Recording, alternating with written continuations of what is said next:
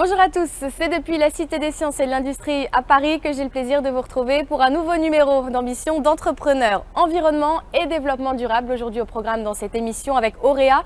Ce groupe est spécialisé dans le recyclage de l'aluminium, du cuivre, de l'huile, des pneus ou encore du plastique. Reportage.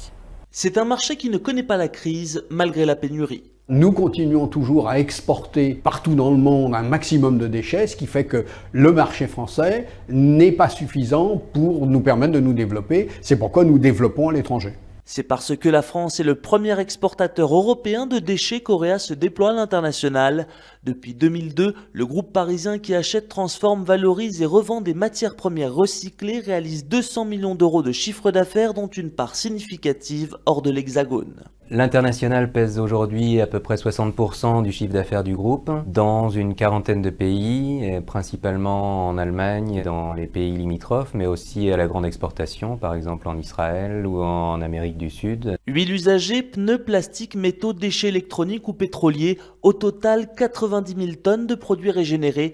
Le TI compte 21 sites industriels et emploie 570 collaborateurs, dont 7% travaillent dans les laboratoires de recherche et développement. L'innovation mobilise une trentaine de personnes au niveau du groupe, représente environ 5% du chiffre d'affaires qui lui est consacré et on sort environ 4 à 5 nouvelles technologies par an. L'innovation pour résister à la concurrence des géants du secteur français que sont Veolia, Suez ou encore Séché. Chaque seconde en France, quelques 28 tonnes de déchets sont produites, soit 868 millions de tonnes par an.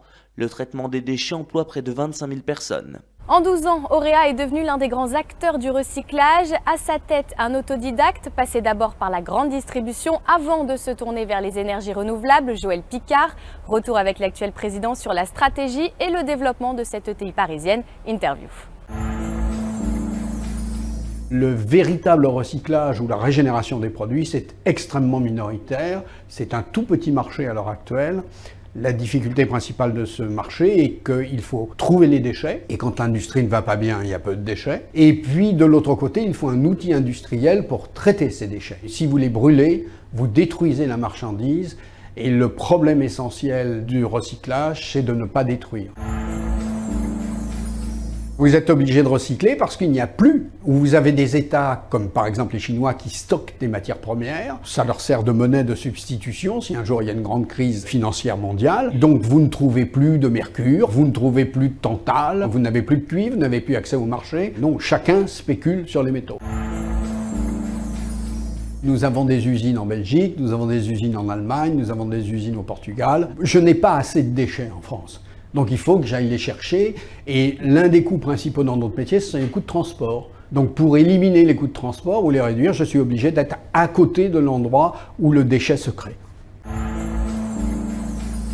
Recycler, c'est un business rentable si vous ne détruisez pas le produit. Ou alors vous vous contentez de brûler et puis vous gagnez une échéance de plus. C'est avant tout un problème économique. L'écologie, ça ne sert que pour faire un peu de communication.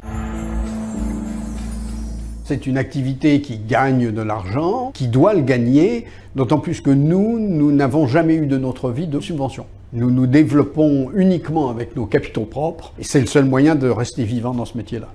Pour tout savoir sur Auréa, voici tout de suite ses principaux chiffres.